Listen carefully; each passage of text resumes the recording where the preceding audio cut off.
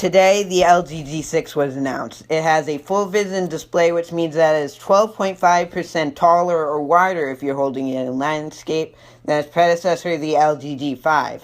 To make up for this larger display, LG has put thinner bezels on the G6, with the side bezels measuring at 3.2 millimeters, the top at 8.9, and the bottom at 10.5. This makes the LG G6 slightly smaller than the G5, which makes it better for one-hand usage. The display also has rounded corners. Unlike the LG G5, the LG G6 is not modular and it does not have a removable battery. However, we do get expandable storage. Also, in exchange for the removable battery and modular design, we get a waterproof design. It is IP68 waterproof rated. The back of the phone is Gorilla Glass 5, however, the display is Gorilla Glass 3. The camera is also flush with the body. The reason LG decided to use the 2:1 aspect ratio is because it is more immersive, better for multitasking, and closer to the 21:9 aspect ratio of movies. The display is 5.7 inches and has a resolution of 1440 by 2880, which gives it a pixel density of 565 ppi. Unfortunately, it is still IPS and not AMOLED, but it does support Dolby Vision and HDR10. The LG G6 comes with the same camera sensor for the regular and wide-angle cameras. However, that is a bit smaller than the one in the G5 at 1/3 inches compared to 1/2.6 inches.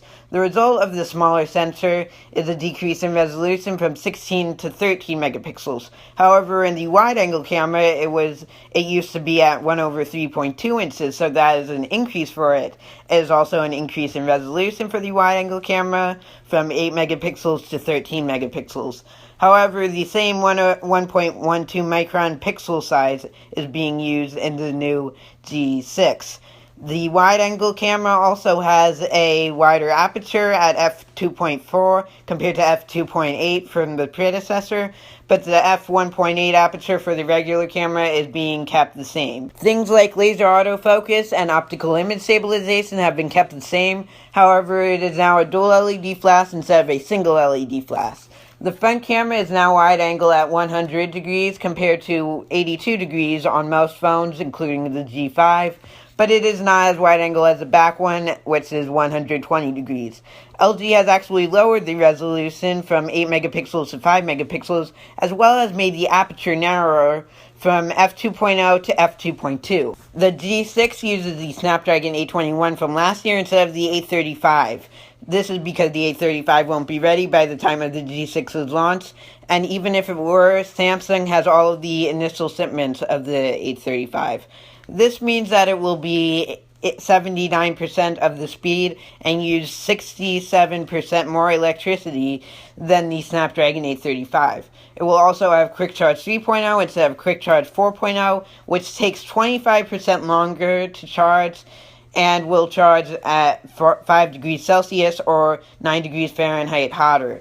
The G6 also has 4 gigabytes of RAM. The battery on the G6 is 3,300 milliamp hours, which is about 18% bigger than the 2,800 milliamp hour battery from its predecessor.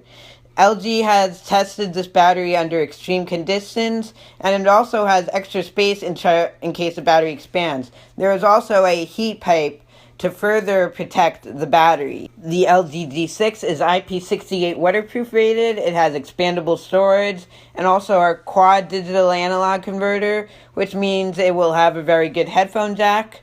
And LG has actually re-added wireless charging to the US model of the G6, which was removed with the G5.